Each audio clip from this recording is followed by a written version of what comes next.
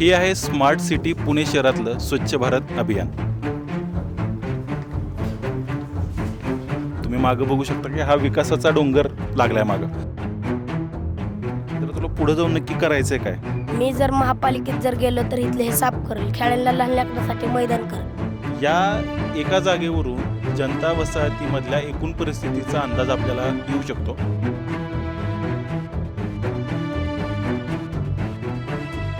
ते डायरेक्ट म्हणतात ते ते एरियामध्ये राहतात.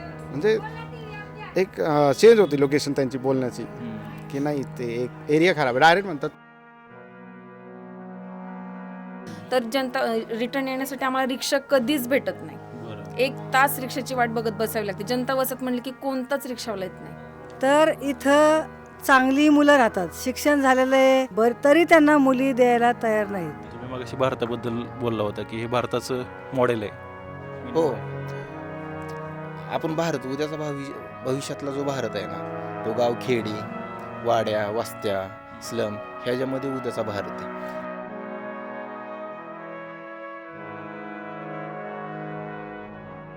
जनता वसतमध्ये आहे ना पहिलं गुन्हेगारी होती. आज आमच्या जनता वसतमध्ये आहे ना कमीत कमी वाघजाईपासून जर इकडं म्हणलं तर एक 25 ते 30 पोलीस आहेत. हे या समोरच्या एरियामध्ये 2 PS आहेत. पुण्यामध्ये येणारा प्रत्येक जण जेव्हा पुण्याला त्याला हे करायचं असतं, फिरायचं असतं, तेव्हा तो पर्वतीवरती जातो. पर्वतीवरती जाऊन फेरफटका वगैरे मारतो. पण त्याला अगदी लागून 100 मीटरवरती असणारा हा सगळा वस्तीचा भाग आहे.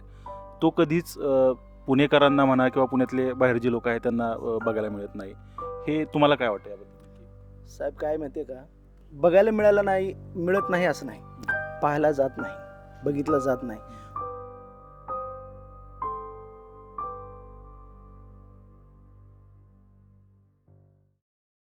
महाराष्ट्राची सांस्कृतिक, ऐतिहासिक आणि शैक्षणिक राजधानी ओळखल्या जाणाऱ्या पुण्याच्या मध्यवर्ती ठिकाणी आज आपण आहोत पर्वतीच्या माथ्यावरती. खरं तर पुण्याला येणारा प्रत्येकजण पुण्याच्या पर्वतीच्या माथ्यावरती जातो, माथा फिरतो, पुण्याचं तोंड भरून कौतुक देखील करतो. मात्र त्याच पर्वतीच्या दुसऱ्या बाजूचं सत्य कुणालाच माहीत नाही आहे. तेच सत्य दाखवण्यासाठी आज आपण आलेलो आहोत, ते म्हणजे जनता वसाहतीमध्ये. जनता वसाहतीमधल्या लोकांचं जगणं नेमकं कसं आहे, त्यांच्या जगण्यातले प्रश्न नक्की कुठले आहेत, त्यांच्या समस्या कुठल्या आहेत, जनता वसाहत मुळात आतून नेमकी कशा पद्धतीनं दिसते, हेच सखोल समजून घेण्यासाठी आज आपण आलो आहोत जनता वसाहतीमध्ये. चला तर मग.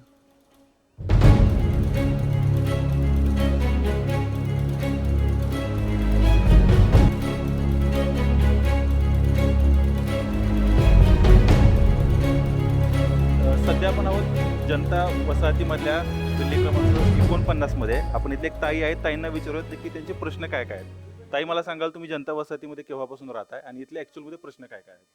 मी जनता वसतिमध्ये येऊन आहे ना 32 वर्ष झाले. पण आधी पूर्वी इथं सगळं कचऱ्याच हे होतं, सगळं डुकरं वगैरे फिरायचं. मग नंतर जेव्हा पुणे महानगरपालिकेचे निवडणूक वगैरे झाले, हे संडास बांधून आम्हाला सार्वजनिक संडास बांधून दिले होते. मग ते बरेच वर्ष आम्ही त्याचा सदुपयोग केले. नंतर घरोघरी जसं जेव्हा स्वच्छताचे हे बांधून घ्यायला सांगितले तेव्हापासून हे बंद पडलेत. इथं सगळ्या बरेचसे लोक बेवडे वगैरे येतात, बसतात, खातात, पितात, झोपतात, असं शिवे घालतात. आणि वरनं पण पाणी येतो. ड्रेनेज लाईन फुटले, नळाचं लाईन फुटलेलं आहे, ते कोणी लक्ष घालत नाही. इथं नुसतं येतात, काही लोकांना पाठवतात स्वच्छ हे धुवायला करायला, मध्ये येत होते, पण आता तर कोणच येत नाहीये. आणि इथला कचरा इथलं काढून इथंच टाकतात, पण त्याचा विल्हेवाट काहीच लावत नाही. एखाद्या वेळेला झाडून विडून जरा जाळ लावायचं करायचं, तसलं काही करत नाही. ते स्वच्छताचे लोक आलं तर बघतात, थोडंसं इथलं उकरतात आणि जातात. विशेषतः महिलांना याचा सगळ्यात मोठा त्रास होतो. तर हो, महिलांना कचऱ्याचा आणि घाणीचा त्रास होतोय आम्हाला. आमच्या लहान मुलं पण आहे, इथंच फिरतात, इथंच खेळतात आणि त्यांना खेळायला सुद्धा जागा नाही. जर स्वच्छता वगैरे करून दिलेलं असलं तर आमच्या इकडचे पोरं सगळं इथं खेळले असते किंवा काहीतरी हे केलं असतं नीटनेटकं, त्यांनी करून दिलं. ताई आपल्याशी कचऱ्याचा खूप इथं प्रश्न आहे. माझे लहान मुलं आहेत, भरपूर यायचं, डुकरं बिकरं सगळे हिंडतात. पोरांना हिंडायचं म्हणलं तर काच बीच सगळे आहेत. आणि कॉर्पोरेशनचे येतात, फक्त 4 दिवस सांगतात, फोटो काढतात, बघून जातात. कुणीच काय करू शकत नाही. ते असं होतं. मग आम्हाला रातभर झोप येत नाही. घुशीचा आवाज येतो, परत हिचं चिचुंदरीचा आवाज येतो, डुकरांचा आवाज येतो. उंदरं तर भरपूर आहे आणि रोज एक बीड बुजवत असते मी. माझ्या टेरेस बांधले, मागच्या वर्षी 2 वर्ष जर घर बांधले तर टेरेसवर यायला लागले डुकरं. कचरा सगळा टेरेसवर झाले. सार्वजनिक शौचालयामध्ये आपण आहोत. तुम्ही इथं बघू शकता की म्हणजे बंद आहे. जवळपास इथल्या स्थानिक नागरिक आपल्याला सांगतात की 10 वर्षापासून हे सार्वजनिक शौचालय बंद आहे. इथं कोणत्याही पद्धतीची दुरावस्था तर करण्यात सोडाच, पण साधी स्वच्छता देखील करण्यात आली नाही आहे. हे तुम्ही जवळून बघितलं पाहिजे, कारण जोपर्यंत तुम्ही हे जवळून बघत नाही तोपर्यंत तुम्हाला इथली अवस्था समजणार नाही आहे. इथं पूर्णपणे घाण झालेली आहे. ही सगळ्या घाणीमुळे इथल्या लोकांना, स्थानिक लोकांना आरोग्याचे प्रश्न तर आहेतच, पण इतर सगळे देखील प्रश्नांना त्यांना सामोरं जावं लागतंय. सार्वजनिक शौचालय म्हटल्यानंतर हे सर्वसामान्य जे काही लोक असतात, इथली जी झोपडपट्टीमधली जनता असते, त्यांच्यासाठी जर शौचालयाची देखील सुविधा नसेल तर बाकीच्या सुविधांचा आपल्याला अंदाज देखील येऊ शकत नाही. एवढी इथली भयान परिस्थिती आहे.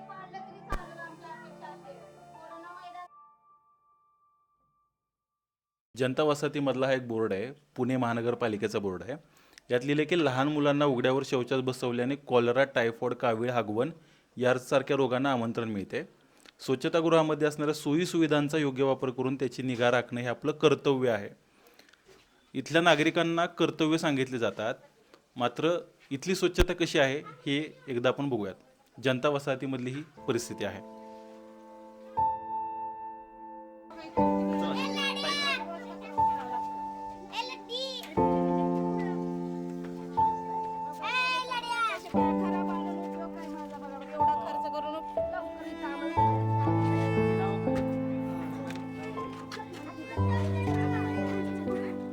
जनता वसाहतीमधली आपण जे बघतोय ती राहती वस्ती आहे. तुम्ही मागं बघू शकता की हा विकासाचा डोंगर लागलाय मागं. सगळीकडे कचरा आहे. सरळ तर इथं सुरुवातीला लहान मुलांसाठी खेळण्याचं मैदान होतं, पण त्या मैदानामध्ये अक्षरशः कचऱ्याचा ढीग सगळं आपल्याला लागलेला दिसतोय. भरपूर घाण आहे, सगळा मैला आहे. डुकरं देखील आपण इथं बघू शकतो. पण हीच मुलं या परिस्थितीमध्ये देखील इथं खेळत आहेत. आपल्यासोबत काही मुलं आहेत इथली, त्यांना आपण विचारूयात की इथली परिस्थिती नक्की कशी आहे. मुलांना तुमचं मैदान नक्की कुठे खेळायचं? हे इथं खेळतो. इथं तुम्ही खेळता? कुठले कुठले खेळ खेळता इथं? काय आम्ही इथं क्रिकेट खेळायला लागलो तर काय म्हणतात धप्पाधुप्पी, आपण रप्पा खेळू, काय म्हणतात लिगोरच्या खेळू. त्यामुळे आम्हाला खेळताच येत नाही, भांडणी होतात. बरं, मग खेळाचं मैदान नाहीच आहे कुठं वस्तीमध्ये? नाहीच. बरं, मग खेळायचं म्हटल्यानंतर तुम्ही कुठं बाहेर जाता की नाही? नाही जात. हे सगळी इथं कचरा वगैरे पडला आहे. हा कचरा बघून काय वाटतं का तुम्हाला की साफ झाला पाहिजे, नाही झाला पाहिजे? वाटतं. घाण पाणी येतं, मच्छर येतं, इथं तुंबतं, येताना आम्हाला घाण वाटते. चेंबर फुटलेलं असतं, घरात मच्छर बिच्छर येतात, घुशी, डुकरं त्रास देतात, रात्री घराला खेळतात. हेनतेन ते चेंबर हेनतेन तुंबतात इथं फुटल्यामुळे. घाण पाणी येतं घरात. मित्र, तुला पुढे जाऊन नक्की करायचंय काय आयुष्यात? काय तुझं स्वप्न काय? मी जर महापालिकेत जर गेलो तर इथले हे साफ करेल, खेळायला लहान लेकरांसाठी मैदान करेल. तुम्ही परिस्थिती बघू शकता. लहान मुलं आहेत, ही कुठल्याही राजकीय पक्षाची मुलं नाही आहेत, यांची कुठल्याही धारणा अजून बनलेला नाही आहेत, पण त्यांचं म्हणणं फक्त एकच आहे की आमचा इथला जो कचरा आहे तो साफ झाला पाहिजे, जेणेकरून आम्हाला इथे खेळता आलं पाहिजे. आणि त्याचं स्वप्न देखील हेच आहे. म्हणजे ते पुढचा विचार देखील करू शकत नाही. डॉक्टर, इंजिनियर बनण्यापेक्षा आमचे जे इथले रोजचे प्रश्न आहेत, जगण्या मरण्याचे प्रश्न आहेत, तेवढे जरी साफ झाले तरी आमच्यासाठी पुरेसं आहे. हे इथल्या यूथ जी पिढी आहे त्यांचं ते स्वप्न आहे. त्यामुळे तुम्ही परिस्थिती बघू शकता. भयंकर विचित्र परिस्थिती आहे ना, की याला शब्द काय वापरायचा मला माहीत नाही आहे. पण मागं जे तुम्ही बघू शकता ही परिस्थिती पुण्यातल्या एका अत्यंत मध्यबिंदू, पुणे शहराच्या मध्यबिंदू ठिकाणी असणारी एक वस्ती आहे. त्या वस्तीमधली ही परिस्थिती आहे. मात्र पुणेकरांना कदाचित हे कधी त्यांनी आतापर्यंत बघितलं नसेल.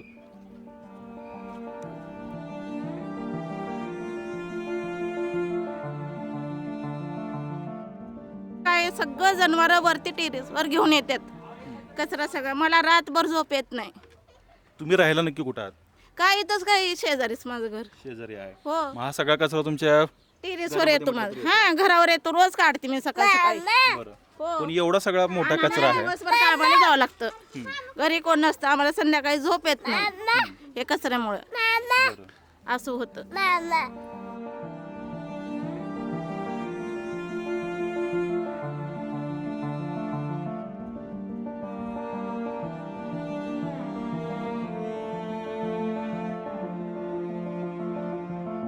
आपण आता ज्या ठिकाणी उभे आहोत ती आहे जनता वसाहतीमधली भाजी मंडी. होय, तुम्हाला आश्चर्य वाटेल पण मागच्या 10 वर्षांपूर्वी इथं भाजी मंडई बांधण्यात आली होती. महानगरपालिकेकडनं ही भाजी मंडई बांधण्यात आली होती. मात्र इथं भाजी मंडई कमी आणि दारूच्या बाटल्यांचा खचच इथं खूप मोठ्या प्रमाणावरती बघायला मिळतो आहे.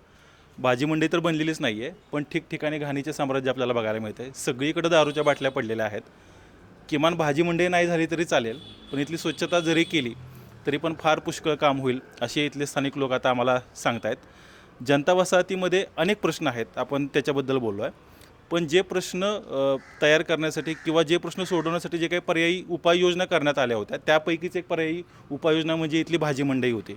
मात्र ती भाजी मंडईसुद्धा आत्ता छिन्नविछिन्न अवस्थेत पडलेली आहे. तुम्ही ते बघू शकता की ज्या ठिकाणी स्टोअर रूम करण्यात आल्या होत्या, म्हणजे जिथं आपल्याला भाजी मंडई साठवण्याचं साहित्य ठेवण्यात आलं होतं, तिथं तो सगळा दारूचा ढीग आपल्याला बघायला मिळतो आहे. ठिकठिकाणी घाण आहे. एवढंच नाही तर भटक्या कुत्र्यांचा इथं सुळसुळाट देखील आपल्याला बघायला मिळतो आहे. हा आहे जनता वसाहतीमधला भाजी मंडईमधला भाजीपाला. तुम्ही बघू शकता हा भाजीपाला इथं लोक खात आहेत. आता हा कुठल्या प्रकारचा भाजीपाला आहे मला माहीत नाही आहे.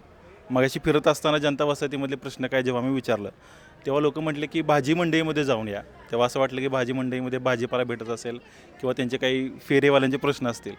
पण हा फेरेवाल्यांचा प्रश्न नाही आहे. हा त्यांच्या जगण्याचा, हा त्यांच्या आरोग्याचा, हा त्यांच्या एकंदरीतच सगळ्या समस्येचा प्रश्न आहे. या एका जागेवरून जनता वसाहतीमधल्या एकूण परिस्थितीचा अंदाज आपल्याला येऊ शकतो. भाजी मंडईच्या समोर आपण राहतो. 18 वर्ष आले राहतो, पण सगळं कचरा इथंच टाकतात. लय वास येतो घरात घाण. चला मला एकदा दाखवा ना कशी आहे, नक्की भाजी मंडई कशी आहे, काय आहे. भाजी मंडई फक्त नावासाठी बांधून ठेवलेली आहे बरं. कॉर्पोरेशननी, पण त्याचा काही यूज तर आजपर्यंत झाला नाही. तुम्ही बघताच होता कचरा किती टाकलेला आहे. घरासमोरच कचरा टाकून जातात लोक. थोडं पण असं नाही, आपण जर म्हणलो थोडं पुढे टाका तर नाही ऐकत, इथेच टाकतात दारात. याचा त्रास नक्की काय होतो? खूप त्रास आहे, वास लय येतो. पाऊस आला तरी पूर्ण लॉक होतं, तिथे पाणी भरून जातो, पूर्ण घरापर्यंत वास येतो. त्याच्याने थोडा श्वासाला त्रास होतो घरी आई वडिलांना. घरातलं कोणी आजारी पेशंट आहे? आजारी आहे, पप्पा आजारी आहेत, बाबांना काय झालं?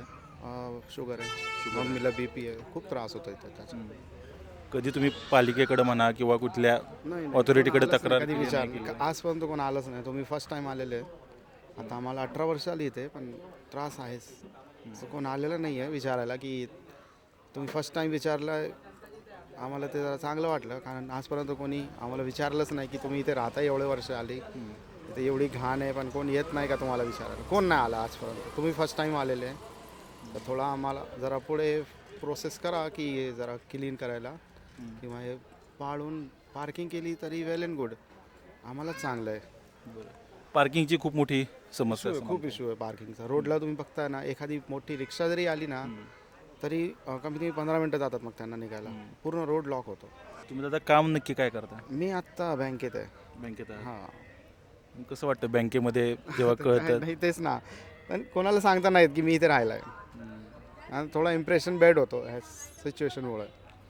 पुण्यात तुम्ही जाता, शहरामध्ये जाता, तिथल्या लोकांचा पर्स्पेक्टिव्ह काय असतो? तुम्ही जेव्हा कळतं तुम्ही जनता वसाहतीमधून येत आहे, खरंच म्हणजे तसं बघण्याचा आणि बोलण्याचा थोडा लुक चेंज होतो त्यांचा. ते डायरेक्ट म्हणतात, ते एरियामध्ये राहतात, म्हणजे एक चेंज होती लोकेशन त्यांची बोलण्याची की नाही ते एक एरिया खराब आहे. डायरेक्ट म्हणतात तू बँकेत आहे तर हे एरियात का राहतो, असं ते बोलतात डायरेक्ट. का तुम्हाला का नाही वाटत की जनता वसाहत सोडून जावं? जनता वसाहत तर ठीक आहे, फक्त हेच आहे की थोडं हे घाण जरा जास्तच आहे. ते हे काढून तुम्ही जर पार्किंग केली तर चांगलं होईल. आजी तुम्ही भाजी मंडईमध्ये राहताय म्हटलात, काय भाजी मंडई आहे? अहो ही भाजी मंडई नाहीच आहे. भाजी मंडईचं काहीच नाही इथं, केलंच नाही. फक्त नावाला जागा आडून ठेवलेली आहे. हां. काही नाही, तिथं कचरकुंडी झालेली आहे सगळी. बघताय ना कचरा तुम्ही आता. हा सगळा कचरा आहे. आम्हालाच आरोग्याला धोका आहे. आम्ही इथंच राहतो शेजारी, म्हातारा आजारी. पण मग आतापर्यंत कधी तुम्ही सांगितलं नाही का प्रशासनाला की एवढा कोणाला इथं कचरा सांगायचं? दिसतोय? प्रशासन येतं कधी इथं दारात? आता तुम्ही आले म्हणून आम्ही सांगतोय. बरं, मग भाजीपाला घ्यायचं म्हटल्यानंतर तुम्ही अरे जाता आता रोडला असं हे काय जागा अडवतात. 2 व्हीलर रोडला कुठे मोठी गाडी आली तर जाता येत नाही, काय नाही तिला. या जिकडे पार्किंग केलं तर चांगलं होईल. बरं, मग या भाजी मंडईत आता नक्की काय करायचं? भाजी मंडई काढून पार्किंग करावं, माझं असे विचार आहे बरं. आणि मत आहे. हं. म्हणजे कचरा होणार नाही, काय नाही, काय नाही, आरोग्याला धोका होणार नाही काय. आजी तुम्ही केव्हापासून राहता येत नाही? आम्हाला 50 वर्ष झाले इथंच राहतोय. 50 वर्ष राहताय हो. तुम्ही? बरं लाईट नव्हती, काय नव्हतं तेव्हापासून इथंच आहे. बरं. आणखीन एक महत्त्वाचा मुद्दा की खालच्या भागातली जर लोक आपण म्हटली त्यांना शहरात जर जायचं म्हटलं तर ते जनता वसाहतीमधनं जात आहेत. हो. ट्रॅफिकचा प्रश्न खूप मोठा झाला आहे.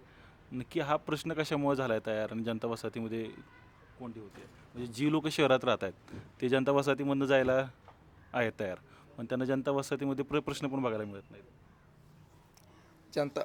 प्रत्येक लोक म्हणजे प्रत्येकजण काय करतो माहिती आहे, शॉर्टकट माराय बघतो आणि रस्त्यामध्ये अडथळे किती कमी आहेत तो रस्ता निवडतो, ज्या रस्त्यात अडथळे नाहीत.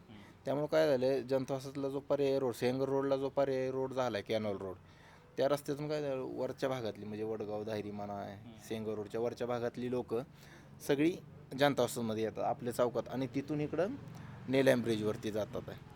त्यामुळे काय झालं, जनता वसाहतीमधल्या लोकांचं शालेय म्हणजे जे शाळेत जाणारी मुलं व्हॅन आहेत त्यांना उशीर होतोय. मग जो आहे पर्याय तर तो मधला जो रोड आहे तो कंटिन्यू करून नाही का तो नेलाम ब्रिजपर्यंत काढणे पूर्ण करून, तो जर रस्ता झाला तर जनता वसाहतमध्ये कोणी घुसणार नाही. आणि जनता वसाहतमधला नाही का आधीच तर पार्किंग नाही का दोन्ही साईडला पार्किंग असल्यामुळं रस्ता लहान आहे आणि समोरून जर आलं तर 11च्या दरम्यान तर आहे ना जनता वसाहत पूर्ण तोंड ब्लॉक असतं. उद्या जर इमर्जन्सी काय झाली, उद्या जर एखादं पेशंट न्यायचं म्हणलं, आता सध्या ते पोलीस थांबवायला लागलेत, नाहीतर ह्याच्या अगोदर थांबवत नव्हते. मग तिथलेच नाही का स्वतःहून म्हणजे नाही का आपले एक हे असतात स्वयंसेवक स्वतःच करायचं. आणि हे जनता वसाहतीचं दुर्भाग्य म्हणावं लागेल की नाही का आम्ही मतं देतो, आम्ही टॅक्स भरतो नाही का, आम्ही अप्रत्यक्ष टॅक्स भरतो आणि भरपूर भरतो अप्रत्यक्ष टॅक्स, पण आमच्यासाठी नाही का प्रशासनाच्या मनामध्ये प्रेम नाही.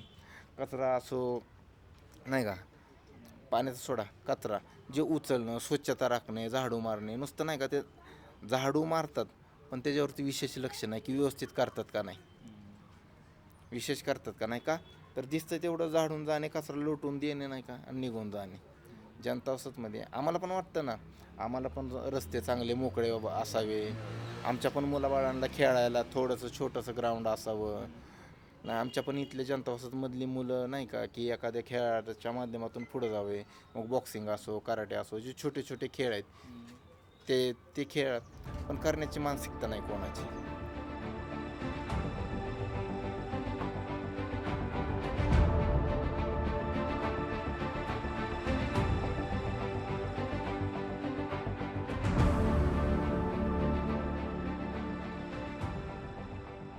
आणि त्यामुळं तर जनता वसाहतीमध्ये पण थोडंसं गुन्हेगार वृत्ती मध्ये कमी झाली होती, पण आता थोडीशी परत ती वाढलेली आहे. त्यामुळं मला असं वाटतं की माझ्या मुली पण सुरक्षित नाही आहे तिथे. तुम्ही ताई शहरामध्ये जाता, शहरामध्ये गेल्यानंतर तुमचा संपर्क असतोच नेहमी. जेव्हा त्यांना कळतं की तुम्ही जनता वसाहतीमधून आहात तेव्हा त्यांचा बघण्याचा दृष्टिकोन कसा असतो? ते थोडंसं आम्हाला कमी लेखतात, म्हणजे त्यांच्या बोलण्यावरून त्यांच्या बघण्यावरून आम्हाला ते समजतं. जनता वसाहत म्हणली की ते थोडंसं वेगळ्या नजरेने बघतात. एवढंच नाही तर आम्ही कुठं बाहेर गेलो कामासाठी किंवा आता कुठल्याही कारणासाठी आम्ही जर शहरामध्ये गेलो तर रिटर्न येण्यासाठी आम्हाला रिक्षा कधीच भेटत नाही. 1 तास रिक्षाची वाट बघत बसावी लागते. जनता वसाहत म्हणली की कोणताच रिक्षावाला येत नाही. ही आपली जनता वसाहत आज 3 किलोमीटर जनता वसाहत आहे. तर इथं चांगली मुलं राहतात, शिक्षण झालेलं आहे, कोणाचं IIT झालेलं आहे, कोणी इंजिनियर झालेले आहेत, कोणी वकील झालेले आहेत, पोलीस झालेले आहेत, तरी त्यांना मुली द्यायला तयार नाहीत. चांगली चांगली मुलं अशी राखडलेली आहेत. परत ही जनता वसाहत झोपडपट्टी एरिया यासाठी. आता झोपडपट्टी अशी आहे, झोपडपट्टीत 90% लोक चांगले राहतात. इथली यूथ जी आहे ती नक्की कशा पद्धतीनं काम करते, त्यांच्या हाताला काम आहे का, शिक्षणाची त्यांची अवस्था नक्की कशी आहे? सरासरी जर तुम्ही जर बघितलं किंवा शोधलं ना तर इथं आहे ना म्हणजे चांगल्या पातळीवर कंपनीमध्ये सॉफ्टवेअर इंजिनियर आहेत, पोलीस भरती झालेले आहेत, वकील आहेत, डॉक्टर झालेले आहेत, विदेशामध्ये गेलेले आहेत काही लोक नाही का इथं शिकून. पण आमच्याकडं आम्ही कमी कुठं पडतो की आम्ही ह्यांना सगळ्यांना नाही का म्हणजे बाहेर प्रसिद्धी देण्यात कमी पडतो की इथं जे आहे ते लोकांपर्यंत पोचत नाही. लोकांना काय दिसतं फक्त इथं भांडणं झाली, हे गरीब आहेत नाही का, भांडणं करतात, गुन्हेगारी हेच प्रामुख्याने दिसतं का तर पेपरमध्ये येतं. पण आमच्या गोष्टी आम्ही प्रसिद्धी करण्यात किंवा आमचे जे लोकसेवक आहेत ते स्वतःच्यामध्येच दंग असतात इथल्या वस्तीतल्या लोकांचं जीवनमान म्हणा किंवा त्यांचं चांगल्या गोष्टी बाहेर आणायचं हे कोणी बघत नाही.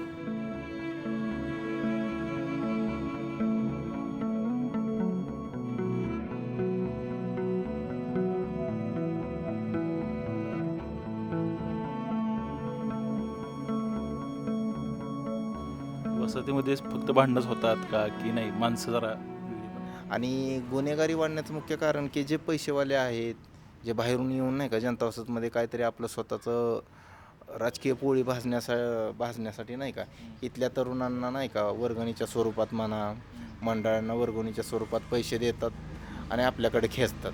ह्याच्यातून असं मोठ्या मोठ्या म्हणजे नाही का टोळ्या झाल्यासारख्या तयार होतात आणि मग त्या टोळ्या झाल्यानंतर मग ते ऊर्जा आहे ना चुकीच्या दिशेला वळते आणि त्याच्यातून ते वादाचे प्रसंग किंवा भांडणं, हाणामाऱ्या ह्या गोष्टी होतात. तुम्ही मग भारताबद्दल बोलला होता की हे भारताचं मॉडेल आहे. Main हो. model आहे. आपण भारत उद्याचा भविष्यातला जो भारत आहे ना तो गावखेडी, वाड्या, वस्त्या, स्लम ह्याच्यामध्ये उद्याचा भारत आहे. कारण सोसायटीमधला किंवा बंगल्यातली लोक त्यांच्या मुलांना शिकवत असताना 9वी 10वी झाल्यानंतर आपण काय करायचं, अमेरिकेत शिक्षण घ्यायचं किंवा इतर लंडनला शिक्षण घ्यायचं, तिकडं स्थायिक व्हायचं, तिकडंच नोकऱ्या करायचं आणि तिकडे गेलेली मुलं परत इकडे येत नाहीत. कारण त्यांचं स्वप्नच आहे शिक्षण एकदा इथलं प्राथमिक शिक्षण पूर्ण शालेय कॉलेज झालं का बाहेर जायचं आणि ते तिकडं सेटल होतात. तर उद्याचा भारत हा वाड्या, वस्त्या आणि स्लम एरियामध्येच आहे. का तर तो इथंच राहणार आहे, इथंच शिकणार आहे, इथंच पैसा कमवणार आहे, इथंच टॅक्स भरतो आणि इथंच राहणार आहे. तो क्वचित एखादा गेला तर त्याच्या नाही शिक्षणाच्या माध्यमातून तो जातो पण तो येतो परत. तुम्ही मग असे म्हणालात की तुम्ही स्पर्धा परीक्षा करणारी मुलं पण फार येते. तुमचा पण तसं मागचं जर हिस्ट्री बघितलं तर तुम्ही स्पर्धा परीक्षांचा अभ्यास करत होता. कशी परिस्थिती आहे इथनं, किती मुलं अधिकारी घडली आहेत काय? जनता वसतमध्ये आहे ना पहिलं गुन्हेगारी होती पण नंतरून मुलं नाही का शिक्षणाच्या मधून शाळेच्या स्पर्धेतून नाही का त्यांना पोलीस भरती म्हणा किंवा सरकारी परीक्षांचं हे झालं, त्यांना माहिती झाली. एकमेकांच्या नादानी म्हणा किंवा एकमेकांच्या संगतीने नाही का त्यांनी पोलीस भरती ते नाही का चालू केल्या गोष्टी. आज आमच्या जनता वसतमध्ये आहे ना कमीत कमी वाघजाईपासून जर इकडं म्हणलं तर एक 25 ते 30 पोलीस आहेत. हे या समोरच्या एरियामध्ये 2 PS आहेत, SRPFमध्ये आहेत. आमच्या इथंच वरती माझ्या घराच्या शेजारी 4 जण भाऊ आहेत सख्खे, त्यांची 7 मुलं पोलीस आहेत.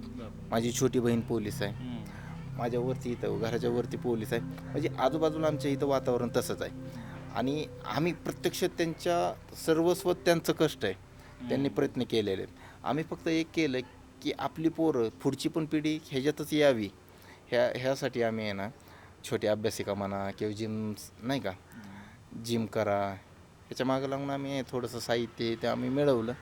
त्याच्यातून नाही का व्यायाम करून अभ्यास करून पोरं मंदिरामध्ये अभ्यास करायची, वरती जंगलामध्ये रनिंगला जायची, गोळाफेक करायला वरती जायची. तसं त्यांना काही भेटलं नाही, अभ्यासिका नव्हती काय किंवा म्हणावं असं काहीच नव्हतं. तसं त्यांना काही मिळालं नाही. कोणी विशेष करून त्या दृष्टीने प्रयत्न पण केले नाहीत. म्हणजे जे नगरसेवक आहे त्यांच्या डोक्यात कधी हे विचार पण आले नाही. कारण रस्ता, वीज नाही का पाणी ह्याच्या पुढं गटारं ह्याच्या व्यतिरिक्त विचार करण्याची म्हणजे लोकांची क्षमताच नाही. आम्ही म्हणजे स्वयंप्रकाशित व्हा म्हणल्यासारखं आहे ना, आमच्या इथलीच पिढी नाही का स्वयंप्रकाशित होते आणि आम्हीच करतोय त्या सगळ्या गोष्टी.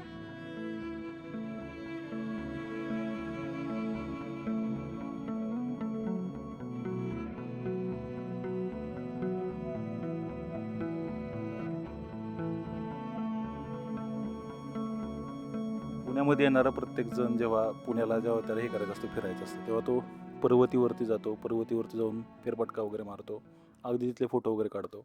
पण त्याला अगदी लागूनच 100 मीटरवरती असणारा हा सगळा वस्तीचा भाग आहे. तो कधीच पुणेकरांना म्हणा किंवा पुण्यातले बाहेर जे लोक आहेत त्यांना बघायला मिळत नाही. हे तुम्हाला काय वाटतं याबद्दल नक्की? साहेब काय माहिती आहे का, बघायला मिळत नाही असं नाही, पाहायला जात नाही, बघितलं जात नाही. काय होतं की इथल्या सुजाण नागरिकांनी, पुणेकरांनी किंवा देशवासियांनी आपल्या देशातल्या दोन्ही बाजू नक्की बघितलं पाहिजेत आणि त्या बदलण्याचा प्रयत्न केला पाहिजे. बरोबर की नाही?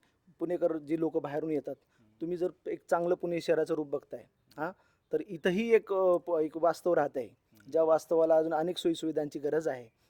वीज, पाणी आणि हे पुरवलं म्हणजे काय सुविधा झाली का साहेब? मुलांच्या शिक्षणाचे फार मोठे आहे, त्यांना नोकऱ्याचं फार मोठं प्रश्न आहे तिथं, लोकांच्या घरांचे फार मोठे रस्ते बोळी तुम्ही बघितलं असेल आता तुम्ही येताना. एवढं मोठं नागरीकरण झालेलं आहे हे तर या जे आम्ही अजूनही त्याच ड्रेनेज लाईन वापरतोय साहेब. म्हणजे 100 घरांना जी ड्रेनेज लाईन होती ती 200 घर झाल्यावर तीच ड्रेनेज लाईन आम्ही वापरतोय. पावसाळ्यात प्रचंड बिकट अवस्था असते आमची. म्हणजे पूर्ण डोंगरावरचा येणारा सगळा गाळ, सगळी माती वाहून रस्त्यावर जमा होऊन जाते. आमचं जनजीवन विस्कळीत असतं. आज तुम्ही उन्हाळ्यामध्ये आलात म्हणून तुम्हाला सगळं कोरडं दिसते, परंतु पावसाळ्यात प्रचंड आमची अवस्था गंभीर असते. आता आपण मागं जे बघतोय वाघजाई मंदिर आहे, नक्की ग्रामदैवत इथला इतिहास नक्की कसा होता, स्थापना कशी झाली आणि या मंदिराबद्दल जरा सांगा मला. हे मंदिर आम्ही इथं अभ्यास करत बसायचो. स्पर्धा परीक्षेचा अभ्यास आमचा काही ग्रुप होता मुलांचा, पोलीस भरती वगैरे देतं, आम्ही त्याचा अभ्यास करत असायचो. ह्या मंदिरामध्ये आम्ही येऊन अभ्यास करायचो. राहिलं दुसरी गोष्ट तर हा पाचगाव पर्वतीचा परिसर आहे. पाचगाव पर्वतीमध्ये वाघजाई माता मंदिराचा समावेश आहे. आणि वाघजाई माता मंदिर म्हणजे आमचं ग्रामदैवत आहे. या ठिकाणी मे महिन्यामध्ये म्हणजे वैशाख पौर्णिमेला इथं आमच्या वाघजाई मातेचा उत्सव असतो. जनता वसाहतमधले सर्व नागरिक ह्या उत्सवामध्ये सहभागी होतात. नवरात्रीमध्ये अतिशय चांगला कार्यक्रम या ठिकाणी संपन्न होतो. आणि हे मंदिर म्हणजे आमचं जनता वसाहतवाल्यांचा आत्मा आहे. हां, आणि विद्यार्थी जर तुम्ही बघाल तर मग अतिशय सुंदर गार वातावरण आहे. AC पण तुम्हाला एवढं वातावरण देणार नाही, एवढं अभ्यासासाठी चांगलं वातावरण. म्हणजे आम्ही इथं अभ्यास केलेला आहे म्हणून मी तुम्हाला सांगतो. हां. पुण्यातली मंदिरं सगळ्यांना माहीत असतात बहुतांश, पण वाघजाई मंदिर बऱ्याच जणांना माहीत नाही. हां, भरपूर लोक विचारतात वाघजाई मंदिर कुठे आहे, वाघजाई मंदिर कुठे आहे. तुम्ही वाघजाई मंदिर येऊन बघा, इथलं वातावरण बघा. म्हणजे निसर्गरम्य परिसरामध्ये वाघजाई मंदिरामध्ये तुम्ही येऊन बसा, तुम्हाला खूप शांती मिळेल मनाला. आणि इकडं पण तुम्ही ते उघड्या डोळ्यानं बघा की इथं एक चांगली लोकं राहतात. एक कामगार वर्ग आहे, कुशल काम. म्हणजे आमच्याकडे काय होतं तुम्हाला सांगतो, अकुशल कामगारी लोक आहेत, परंतु शिक्षण घेणाऱ्या मुलांचं बेसिकली काय होतं माहिती आहे का, मी इथं शिकून मोठं झालो. शिकलो तर तुम्हाला सांगतो, माझे वडील ज्यावेळेस म्हणजे इथं आले, वसाहतीमध्ये आले, एक साधं घर घेऊन, त्यांना फक्त पोटाच्या खळगीचाच प्रश्न होता. माझ्या वडिलासारखी अशी अनेक कुटुंब आली, फक्त माझे वडीलच नाही तर अनेक कुटुंब आले की ज्यांना बाबा इथं राहायचं होतं, स्थिरतावर व्हायचं होतं. मी जर म्हणाल तर की इथं कर्मवीर भाऊसाहेब हिरे हायस्कूलमध्ये शिक्षण घेऊन, सरस्वती मंदिर नाईट कॉलेजमध्ये शिक्षण घेऊन, पुन्हा मग लॉ कॉलेजला शिक्षण घेऊन इथपर्यंत आलेलो आहे. म्हणजे माझं म्हणणं आहे की तुम्ही इकडं बघण्याचा दृष्टिकोन बदला. इथं चांगली लोकं राहतात, पण यांना सुविधांची गरज आहे, यांना बदलायची गरज आहे.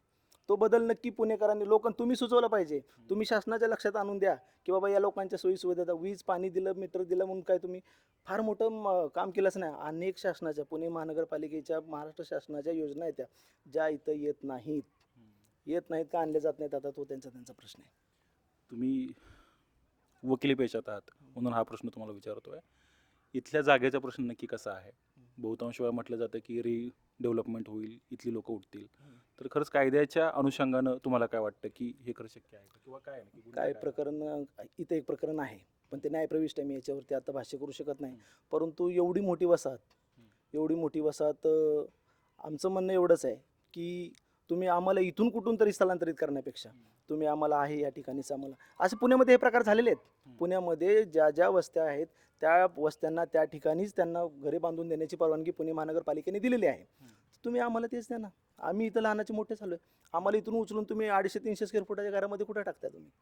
आपण जर समजा त्यांना इथं राहायची जर आपण ही दिली, आपण म्हणतोय परवानगी दिली, पण वरती यायला जर रोड त्यांना नसेल तर मग परिस्थिती कशी होईल? कारण बाकीच्या जर सुविधाच भेटल्या नाहीत, पायाभूत सुविधाच भेटल्या नाहीत, तर मग त्याला साहेब रस्ते आहेत की, रस्ते तुम्ही नीट करा. एक चांगल्या दर्जाचा रस्ता द्या की आम्हाला तुम्ही. रस्ते चांगले द्या, वीज चांगली द्या, ड्रेनेज चांगलं द्या. सगळ्यात महत्त्वाचं म्हणणं काय, रस्ताच ना, की आम्हाला तुम्ही रस्ता चांगला द्या. आज दिलेला रस्ता तुमचा पावसाळ्यामध्ये वाहून जातो, तिथं खडी राहते. मग असल्या दर्जाचे रस्ते तुम्ही कशाला देताय आम्हाला? चांगलं द्या काहीतरी.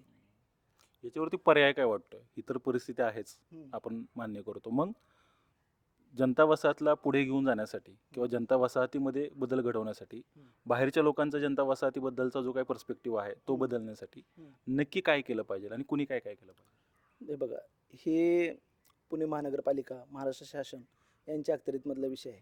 या ठिकाणी जी समस्या आहेत ह्या कृत्रिम आहेत, मॅनमेड आहेत आणि ह्या महानगरपालिकेमार्फत किंवा शासनामार्फत सोडवल्या जाऊ शकतात. यावरती तिथं थिंक टँक बसलेला आहे महापालिकेमध्ये, त्या थिंक टँकनी वर्कआउट करावं. वर्कआउट करून आम्हाला त्या सुविधा इथं उपलब्ध करून द्याव्या ना. आम्ही नागरिक म्हणून सगळं आम्ही सहकार्य करायला तयारच आहोत की, परंतु तुम्ही आम्हाला कुठंतरी उचलून नेऊन टाकाल तर हे कुठंतरी आम्हाला जनता वसाहतवासियांना आम्हाला मान्य नाही होणार. महानगरपालिकेचा पण एक मध्यंतरीत झाला होता प्रयोग, जेव्हा जनता वसाहत उठून तिकडे केली झालं असं म्हटलं गेलं होतं. 1980चा तो प्रयोग होता, बरेच जण म्हणतात. तिकडं मग एक वसाहत ही झाली, तयार झाली. मग पालिकेकडूनही तशा पद्धतीनं प्रयत्न करण्यात आले होते, पण इथलीच लोक तिथं गेली, तिकडं पण त्यांनी वस्ती बनवली, इथं पण त्यांनी वस्ती बनवली, असे आरोप वारंवार होत असतात. त्याच्याबद्दल काय म्हणाल?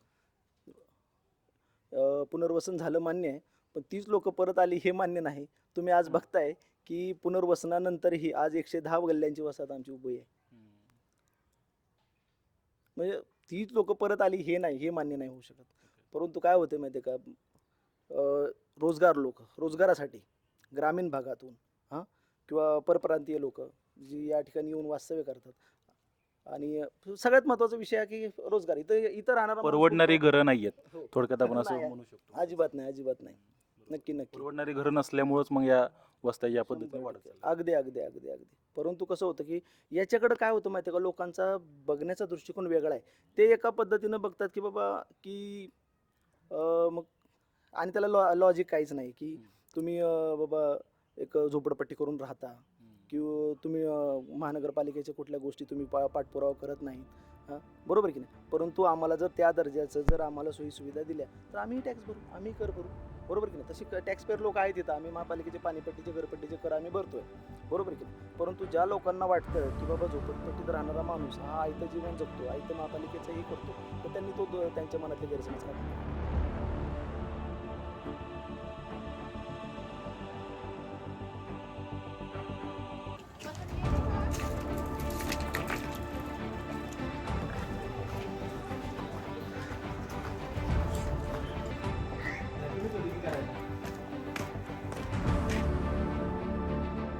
आमचा जन्म हा जनतोसमध्ये झालेला आहे. जन्मल्यापासून आम्ही जनतोसमध्ये लहानाचे मोठे झालेलो आहे. त्याचे प्रत्येक प्रश्न हे आम्ही आता हाताने हाताळत आहोत आणि त्या सोडवण्यासाठी कायम प्रयत्न करत आहोत. तर जनतोसमध्ये बघायला गेलं तर तुम्ही इथं तुम्हाला वकील भेटले असेल, डॉक्टर भेटले असेल. प्रत्येक जाती धर्माची अशी वस्ती आहे की खेड्यापाड्यातून गावातून प्रत्येकजण कुठेतरी उदरनिर्वाह आपल्या कुटुंबाचा कुठेतरी रोजगार निर्माण व्हावा ह्यासाठी या पुणे शहरामध्ये आलेली आहे. आणि इथं मन मिळावं आणि एकत्रित लोक राहतात आणि एकमेकांना मदत करतात आणि एकमेकाच्या हाकेला लावून जातात. अशी आमची एकदम एकजूट आणि एक कुटुंब म्हणून आम्ही समजतो, अशी आमची वस्ती आहे. बरोबर. जनता वसाहतीबाबत बऱ्याचशा गोष्टी जनतेला माहीत नाही आहेत. सगळ्यात महत्त्वाचं जनता वसाहतीचा हा विस्तार नक्की कसा आहे, जनता वसाहतीचं क्षेत्रफळ किती आहे आणि एकूणच सध्या इथं किती कुटुंब राहत आहेत? जनतोसामध्ये बघायला गेलं तर 110 एकरचा जवळपास हा परिसर आहे. मग ह्याच्यामध्ये तुम्ही हेरिटेज तुम्ही पाहताय, आपण समोरच पर्वतीचे आहे. त्यानंतर ग्रीन झोन आहे, त्यानंतर पाटबंधारे खात्याची सुद्धा जागा आहे. असे वेगवेगळे आरक्षण असलेली आमची वस्ती आहे. ती डोंगराच्या पायथ्याशी आहे, म्हणजे आम्हाला जणू काय इतिहासच साक्षी आहे अशी आमची ही वस्ती निर्माण झालेली आहे. आणि इथं पाहायला गेलं तर लोकसंख्या म्हणाल तर लोकसंख्या ही 65,000च्या आसपास आहे. घराची संख्या एक 15,000च्या वर आहे. आणि घरं तुम्ही पाहता तर फ्लॅटसुद्धा जी सेवा सुविधा नसेल अशी आमची जनतोसमधली घरं आहेत. म्हणजे इथं माणूस समाधानी. हिचा विस्तार कसा झाला आहे, पूर्व उत्तर दक्षिण उत्तर असं जर सांगायचं झालं तर? सुरुवातीला खालून रोड तुम्ही पाहिला असाल तर रोडपासून असं वरती वरती वरती वरती वरती एक अशी वस्ती निर्माण होत गेली. आणि आता कुठेतरी एक मर्यादा आखलेली एक महानगरपालिकेची अशी पाईपलाईन आहे, त्याच्यावरती आता कोणी येत नाही. ते कुठेतरी एंड झालेलं आहे. पण ह्याला सेवा सुविधा देण्यामध्ये आता महानगरपालिकेची काटकसर आहे. कारण बोळा अरुंद आहेत. जनतावसामध्ये 108 गल्ल्यात आणि तिकडं आमची जय भवानी सुरुवातीला तिकडं 8 अशा 116 गल्ल्यांनी निर्माण झालेली वस्ती. मग ते अरुंदाचे बोळ पण एकमेकाला सहकार्य करून लोक इथं आपला उदरनिर्वाह आणि आपला रोजगार वगैरे व्यवस्थित करतात. जनता वसाहतीमध्ये खरं तर आम्ही मागाशी फिरत होतो, आम्हाला समजलं नाही कुठली गल्ली कुठून सुरू होते, कुठून संपलं आहे. ही गल्ली सिस्टीम नक्की केव्हापासून तयार झाली आणि त्याचं मागचं कारण नक्की काय होतं? पूर्वी कसं होत होतं की आपल्या घराच्या पुढं थोडासा परिसर हा रिकामा पाहिजे, त्या दृष्टीने हे घराची रचना झालेली आहे. आणि तुम्ही कुठल्याही गल्लीतनं जर तुम्ही सुरुवात केली तर कुठल्या डोंगरावरती येऊनच होतो. म्हणजे कुठली गल्ली अशी ब्लॉक नाही आहे, कुठं बंद केलेली नाही आहे. प्रत्येकाने विचार करून बांधणी केलेली आहे. त्यानंतर कुटुंब वाढल्यामुळं एकाची 2 घरं झाली, डबलमधली बांधली गेली लोड बेरिंगमध्ये. म्हणजे प्रत्येकाने आपल्या आपल्या जशी परिस्थिती आहे, मुलगा जसं मोठं होतं आहे, कुठेतरी शाळेत जातं आहे, शिकतं आहे, त्यानंतर नोकरी करते, त्यानुसार तो रोजगार निर्माण करायला लागल्यावर त्याच्यासाठी सुद्धा इथंच खोली निर्माण केलेली आहे. जनता वसाहत आम्ही फिरत होतो. सगळ्यात महत्त्वाचं की याला वसाहत आता म्हणायचं का, हा एक महत्त्वाचा प्रश्न आहे. वस्ती किंवा झोपडपट्टी म्हणायची का? कारण झोपडपट्टीचं जे एक अस्तित्व असतं ते तर नागरी प्रश्न आहेतच, पण इथं बऱ्याच जणांची घरं देखील मला बघायला भेटली. मोठी घरं मला बघायला भेटली, सिमेंटची पक्की घरं बघायला भेटली. या जनता वसाहतीचं वैशिष्ट्य नक्की काय आहे मग? हे म्हणजे इतकं मिश्रपणा कसा काय वस्तीत? एका कुटुंबामध्ये 4 परीचे 4 लोक असतात आहेत. ते कुटुंब तेव्हा निर्माण होतं. तसंच या जनतासमध्ये 4 परीची, धर्मांची सगळी एकत्र येऊन एक उत्सव साजरा करतात, एक कुटुंब म्हणून कायम राहतात, एकामेकाच्या हाकेला धावून जातात. तर ही अशी आमची वस्ती सगळ्यांना सोबत घेऊन पुढं जाते. आणि तुम्ही झोपडपट्टी म्हणलात तर इथं शून्य मात्र झोपडपट्टी नाही आहे. हे दिसत असं हे तुम्हाला समजा कचरा कुठं ते बघितलं असेल तुम्ही, किंवा कुठं रस्त्याला पार्किंगची व्यवस्था वगैरे, हे महानगरपालिकेचा प्रशासनाचा कुठेतरी हा नाकर्तेपणा आहे. कारण लोकवस्ती वाढते हे लक्षात येते, त्याच्यावरती कुठंतरी आधीच उपाययोजना केल्या पाहिजे होत्या, पण ते त्यांच्या लक्षात आले नाही. लोकांनी त्यांची घरं नीटनेटकी केली, कारण ते घरातलं सगळं करू शकतात, पण बाहेरची जी परिस्थिती आहे, बाहेरची जी जो एरिया आहे, समजा आमच्या इथं कुठंही म्हणजे समजा खेळायसाठी मैदान वगैरे, ही महानगरपालिकेची जबाबदारी आहे. कारण त्यांचं कुठंतरी आपण टॅक्स भरतो, किंवा महानगरपालिकेला आपण आपल्या बांधिले की आपला विकास केला पाहिजे, किंवा इथं जे प्रशासकीय अधिकारी असतात किंवा जे सत्ताधारी जे निवडून येतात त्यांच्या पण कुठेतरी जबाबदारी आहेत ना. रस्ते पाणी लाईट हे तर महानगरपालिका करतेच हो, पण तुम्ही त्याच्या व्यतिरिक्त पोरांचा विचार केला पाहिजे, युवकांचा, त्यांना खेळायसाठी मैदानं दिली पाहिजेत. त्यानंतर इथं पार्किंगसाठी बहुमजली पार्किंग असणं गरजेचं आहे. त्यानंतर परत रस्ते व्यवस्थित, गाड्या एकमेकाला पास झाल्या पाहिजेत, वाद नाही झाले पाहिजेत, ह्याची व्यवस्था करणं गरजेचं आहे. ते कुठेतरी महानगरपालिका प्रशासन या अधिकारी यांच्याकडनं कुठेतरी दुजाभाव झालेला दिसतो. लोकसेवक म्हणून तुम्ही सध्या काम करताय. तुमचा या वस्तीच्या तिकडच्या भागाशी देखील संबंध येतो, रोडच्या पलीकडच्या भागाशी संबंध येतो, इकडच्या भागाशी देखील संबंध येतो.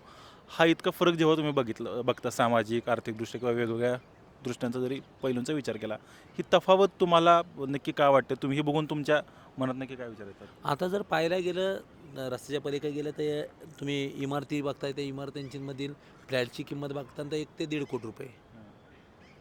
तोच माणूस राहतो, फक्त थोडेसे विचार आणि पैशाने थोडासा मोठा झालेला तो पलीकडे गेलेला आहे यातनंच. इथं आमच्या इथं पण बिचारे कष्ट करतात, ठीक आहे, घरांची संख्या 10-1 लाख रुपये असून वगैरे, पण इथं एकमेकाला विचारात घेऊन काम केलं जातं. आणि आज ना उद्या परिस्थिती सगळ्यांची बदलती, तर त्यानुसार इथल्यासुद्धा आमच्या वस्तीतल्या लोकांची परिस्थितीनुसार बदलत एक कुठेतरी संघर्षात निर्माण झालेली वस्ती आहेत, तर ते सुद्धा कुठेतरी मोठे अचिव्हमेंट होऊन पुढं भविष्यात विचार केला जाईल त्या गोष्टीचा. जनता वसाहतीच्या प्रश्नांबद्दल तर आम्ही ही करून घेतलं, नागरिकांना समजून घेतलं. तुम्ही एक लोकप्रतिनिधी म्हणून तुम्हाला काय वाटतं की कुठले महत्त्वाचे 3 मुद्दे आहेत जे खूप गांभीर्यानं त्या गोष्टींकडे बघितलं पाहिजे पालिकेनं, प्रशासनानं, आणि ते लवकरात लवकर सोडवले पाहिजेत? महत्त्वाचं बघायला गेलं तर सर्वात मोठी समस्या ती आहे आरोग्याची. इथं 24 तास दवाखाना असला पाहिजे, प्रसूतीगृह असलं पाहिजे, त्याच्यामध्ये डॉक्टर हे कायम अवेलेबल राहिले पाहिजेत. एखादा मोठा प्रसंग घडला तर तिथं डॉक्टरांची टीम गेली पाहिजे. आज तुम्ही काही प्रभागात बघता तर तिथं मोठे मोठे हॉस्पिटल वगैरे होतात, पण आमची जनता वस्ती एवढी मोठी असून हे कुठेतरी मागं पडलेलं आहे. म्हणजे तात्पुरता दवाखाना चालू करायचा संध्याकाळी 9 ते 6, त्यानंतर बंद, म्हणजे एखादा पार्ट टाईम असल्याने. तर फुल टाईम एवढी मोठी वस्ती आहे, एवढी मोठी लोकसंख्या आहे, तर इथं असणं अपेक्षित आहे. तो एक आमचा पहिला महत्त्वाचा प्रश्न आहे. दुसरा, इथं जो मुलगा जन्मजात घडतो त्याला शाळा ही लई आवश्यक असते. ही शाळा जर त्याला योग्य आणि व्यवस्थित भेटली, आणि इथल्या परिस्थितीनुसार काही जणांची परिस्थिती नसते, तर त्यांना शिक्षण कुठेतरी उच्च घेता येत नाही, तर ती शाळासुद्धा इंग्लिश मिडियम अशी पलीकडचा आमचा एक प्रभाग बघितला, तिथं राजीव गांधी लर्निंग स्कूल आहे. तशी जर लर्निंग स्कूल इथं झाली तर शाळेच्या पोरांची पटसंख्यासुद्धा वाढेल, आणि इथला मुलगा चांगल्या वागणुकीलासुद्धा जन्मजात हे होईल, आणि कुठेतरी तो घडेल.